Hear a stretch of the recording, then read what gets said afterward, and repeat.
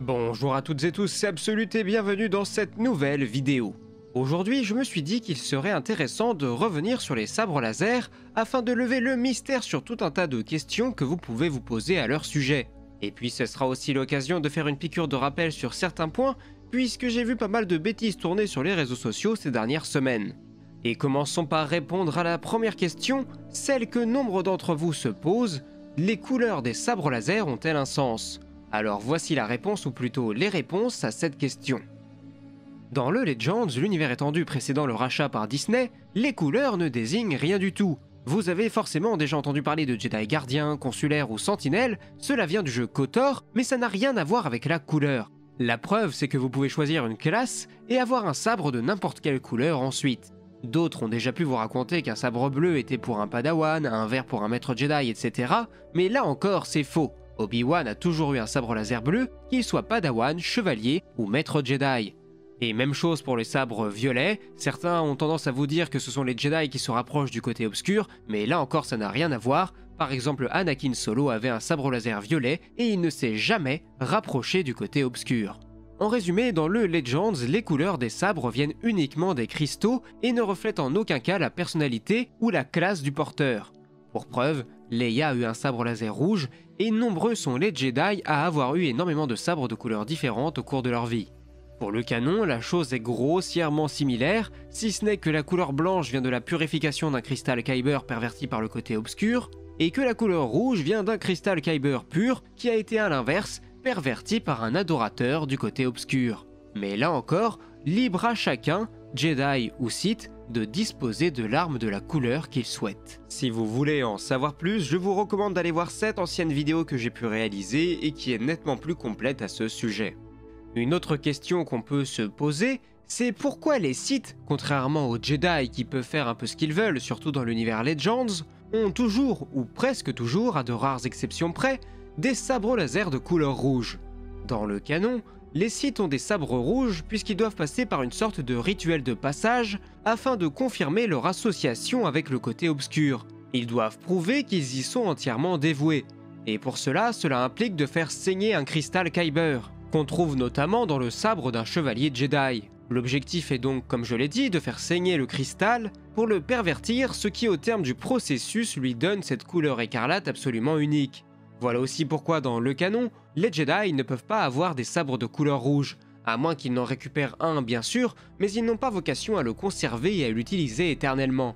Dans le Legends, les Sith utilisent pour la plupart ce qu'on appelle des cristaux synthétiques, qui contrairement aux Jedi qui utilisent des cristaux naturels. Ces cristaux synthétiques étaient les résultats d'intenses expériences d'alchimie et de sorcellerie Sith, et la plupart du temps cela donnait une lame de couleur rouge, mais il était tout à fait possible de donner une couleur différente à la lame. Mais les Sith tenaient à leur petite réputation, leurs sabres étant souvent surnommés les lames de sang.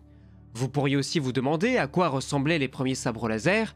Ceux-ci sont nés sous l'impulsion de l'empire infini des Rakata 35 000 ans avant les films, et on les appelait alors les sabres force.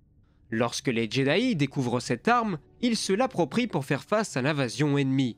Malheureusement, l'activation de ces sabres nécessite que l'utilisateur se plonge profondément dans le côté obscur, ce qui implique un déséquilibre de la balance sur laquelle se repose l'ensemble de l'ordre qui s'était juré de trouver un équilibre parfait entre Ashla et Bogan, entre côté lumineux et côté obscur.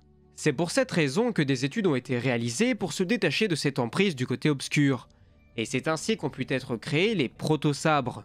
Seulement, ceci nécessitait l'utilisation d'une sorte de batterie externe qui était reliée par l'arme avec un câble, ce qui en limitait forcément l'utilisation, même si c'était à ce moment-là une sacrée avancée technologique. Puis, une fois que la technologie s'est encore un peu plus développée, de nouveaux sabres plus modernes ont pu voir le jour, ceci ne nécessitant plus l'utilisation de batteries externes. Ils se rapprochent donc nettement plus de ceux que l'on peut voir dans les films. Pour en revenir au canon, nous avons également pu apprendre dans le comics Dark Vador que les sabres laser pouvaient être utilisés d'une manière tout à fait singulière. En effet, dans ce comics, la maître Jocasta Nu utilise un puissant fusil dont les munitions sont ni plus ni moins qu'un sabre laser.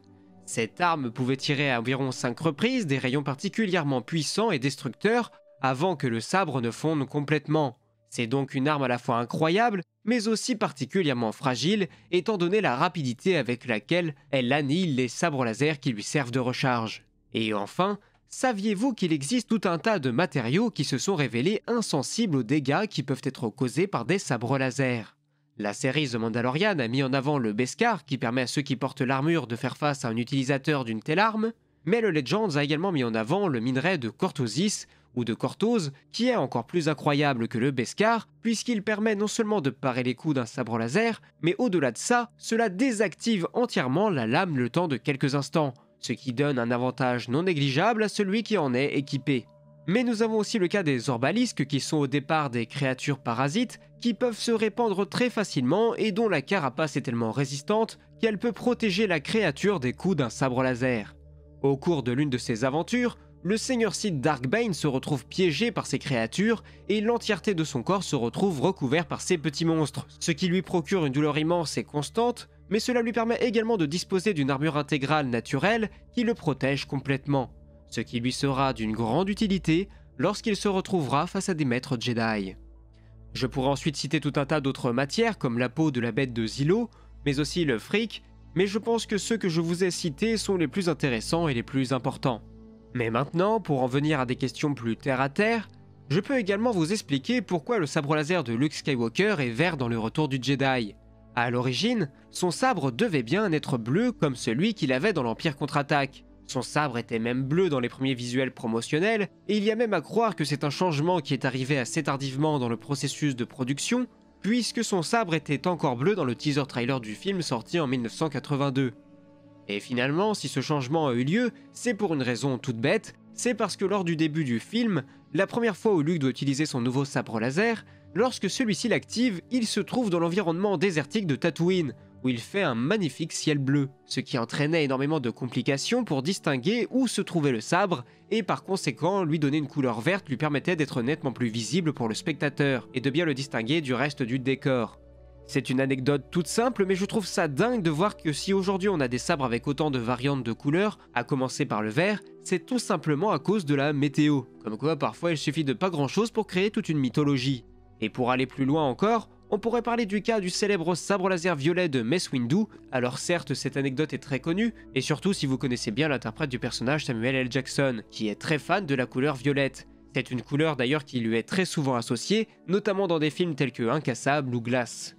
Celui-ci s'est donc renseigné auprès de George Lucas lors du tournage de l'Attaque des Clones pour savoir s'il était possible pour son personnage d'avoir une lame de couleur violette. Et comme vous le savez sûrement, on ne refuse rien à Samuel L. Jackson. Et il était inconcevable pour lui, le Jedi le plus badass de l'univers après Yoda d'après ses propres mots, de ne pas avoir une séquence de combat, et si on pouvait plus facilement le distinguer avec une couleur unique, c'était quelque chose à prendre. Voilà toute l'histoire. Enfin, toute l'histoire, pas tellement, car on peut aller plus loin encore. Dans l'épisode 1, Mace Windu a un sabre laser différent de celui qu'on lui connaît aujourd'hui. L'univers étendu Legends s'est alors attelé à expliquer cette éventuelle incohérence, qui du coup n'en était plus une. Car au moment des événements de l'épisode 1, Mace Windu ne détient pas son sabre laser, mais celui d'un autre maître Jedi, Iscott, avec lequel il a participé à une sorte de rituel appelé la Concordance de Fidélité, qui était une sorte de tradition Jedi entre deux membres de l'ordre qui s'engageaient dans une relation d'apprentissage et de confiance mutuelle, avec pour symbole particulier cet échange de sabres laser. Mais voilà ce qu'il en est concernant cette petite vidéo sur tous les mystères des sabres laser, et encore une fois, si vous voulez vraiment tout savoir sur les couleurs et leur éventuelle signification, je vous recommande d'aller jeter un œil à cette ancienne vidéo qui est bien plus complète que ce que j'ai pu vous présenter aujourd'hui. Enfin bref, sur ce, j'espère que cette vidéo vous aura plu. Si c'est le cas, vous connaissez la chanson, n'hésitez pas à la liker, à la commenter surtout, c'est le plus important. Et n'oubliez pas non plus de vous abonner à la chaîne pour ne rien manquer des futures sorties. Et sur ce, moi il ne me reste plus qu'à vous dire à la prochaine pour de nouvelles vidéos. C'était Absolute et que la force soit avec vous. Ciao.